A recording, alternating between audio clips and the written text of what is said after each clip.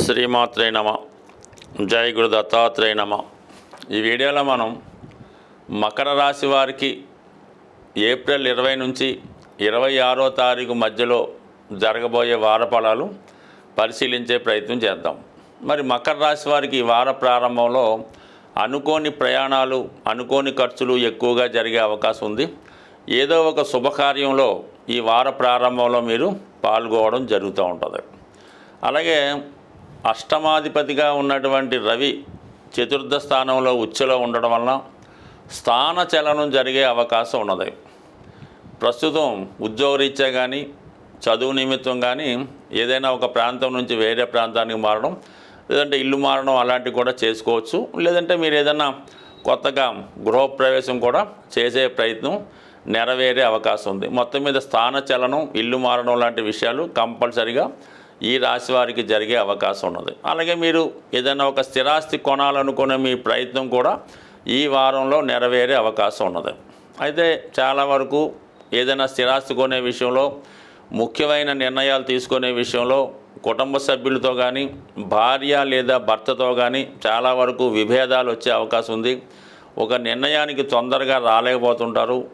ఎవరి మాట ఒకళ్ళ మాట అంగీకరించి ఒక నిర్ణయానికి వస్తే మంచిది తప్ప ఇరువురు పట్టుదలగా ఉండడం వల్ల ఏంటంటే అసలుకే ఇబ్బంది కలిగే అవకాశం ఉంది. కాబట్టి సాధ్యమైనందుకు రాజీ మార్గంలో వచ్చి ఇటువంటి స్థిరాస్తి కొనుక్కునే ప్రయత్నం కానీ, ఇల్లు మారే ప్రయత్నం కానీ, ఆస్తి పంపకాలు చేసుకునే విషయంలో ఒకే మాట మీద నిలుచుంటేనే మీరు లాభం పొందుతారు. ఏదైనా భార్యాభర్తల విభేదాలు అవతల వాళ్ళకి అవి అనుకూలంగా మారి కొంతకాలం పాటు ఈ సెటిల్మెంట్ లాంటి వాయిదా పడే అవకాశం ఉంటుంది. కాబట్టి జాగ్రత్తగా వ్యవహరించడం మంచిది. అలాగే వివాహ ప్రయత్నాలు చాలా వరకు వాయిదా పడే అవకాశం ఉన్నది. కాబట్టి తొందరగా వివాహానికి సంబంధించిన కార్యక్రమాలు ఒక నెల రోజుల పాటు వాయిదా వేసుకుంటే మంచిది.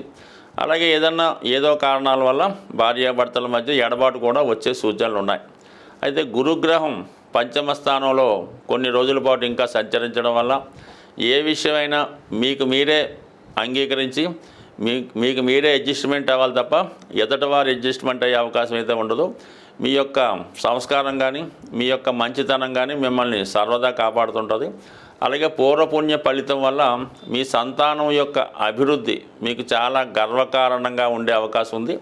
అలాగే మీ యొక్క వేషధారణలోనూ, ఆలోచన అలవాట్లోనూ చాలా మార్పు వస్తుంది.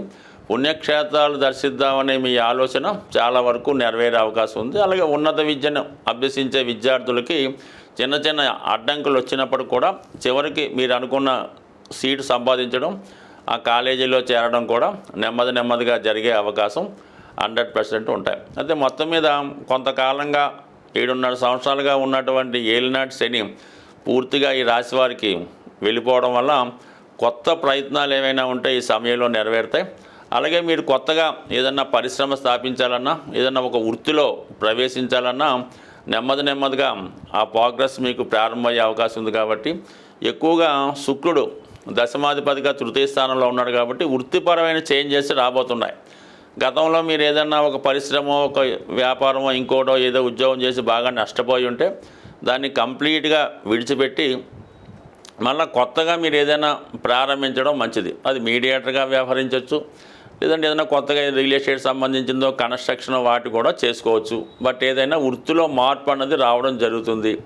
ఇది స్త్రీలకి చాలా వరకు మంచి అవకాశాలు రావడం జరుగుతుంటుంది. వాళ్ళు ఏదైనా ఒక వృత్తిలో, ఒక ఇండస్ట్రీలో, సాఫ్ట్వేరో, సినిమా పరిశ్రమ, టీవీలోకి ప్రవేశించడం జరిగే అవకాశం ఉంది. కొంతమందికి న్యూస్ రీడర్స్గా, యాంకర్స్గా, కమ్యూనికేటర్స్గా చాలా మంచి అవకాశాలు రావడం జరుగుతుంది. ఇదే సమయంలో ఈ రాశివారు ఏదైనా భూమికి సంబంధించిన వ్యవహారాలు, ట్రాన్స్పోర్ట్ సంబంధించిన వ్యవహారాల్లో కొత్తగా వాళ్ళు వృత్తి ప్రారంభిస్తే చాలా వరకు అనుకూలంగా ఉంది.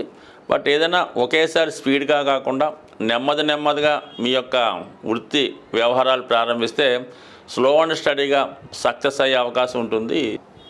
గ్రహాల యొక్క స్థితిని అనుసరించి ఎక్కువగా ఈ శుక్ర, శని, రాహు ఈ గ్రహాలు కలిసినప్పుడు ఇంచుమించుగా అందరికీ కూడా ఆర్థిక పరమైనటువంటి టైట్ ఏర్పడుతూ ఉంటుంది.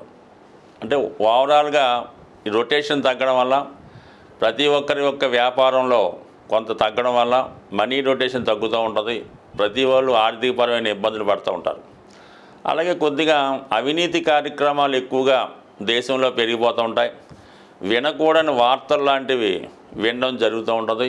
అలాగే కొన్ని స్కాములు లాంటివి కూడా బయటపడటం, అవినీతి కార్యక్రమాలు బయటపడటం ఇటువంటివి జరిగే అవకాశం ఉంది. ముఖ్యంగా స్త్రీల మీద అత్యాచారాలు, అఘాయిత్యాలు పెరిగే అవకాశం ఉంది.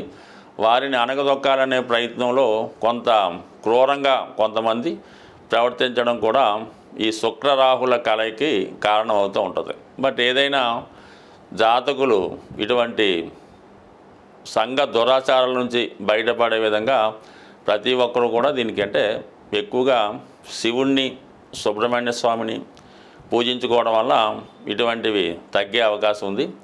అలాగే ఈ వారం చివరిలో 26వ తారీఖున వస్తున్నటువంటి మాస శివరాత్రి రోజు శివుడికి అభిషేకం చేసుకోవడం వల్ల చాలా వరకు అనుకూలత ఏర్పడే అవకాశం ఉంది. అలాగే ఎక్కువగా ప్రతి ఒక్కరి యొక్క జీవితం, జాతకాలు బాగుండాలంటే గోవుని సేవించవలసి ఉంటుంది, స్త్రీలని గౌరవించవలసి ఉంటుంది. చిన్నవాళ్ళ దగ్గర నుంచి పెద్దవాళ్ళ వరకు కూడా వారిలో మాతృత్వాన్ని చూడడం వల్ల, స్త్రీని పూజించడం వల్ల జాతకుడు వ్యక్తిగతంగా అభివృద్ధి చెందుతాడు. అతనికి లక్ష్మీయోగం కలుగుతూ ఉంటుంది. దేశం కూడా సుభిక్షంగా ఉండి సర్వసంపదలు కలిగి అందరికీ మంచి అవకాశాలు వస్తుంటాయి. కాబట్టి కేవలం ప్రతి ఒక్కరు కూడా చాలా సౌమ్యంగా పాటిస్తూ స్త్రీల ఎడల, మూగజీవుల యొక్క వాటి ఎడల చాలా దయతో ఉంటే మీ జీవితం కూడా భగవంతుని యొక్క అనుగ్రహంతో చాలా హ్యాపీగా సాగే అవకాశం ఉంటుంది. స్వస్తి.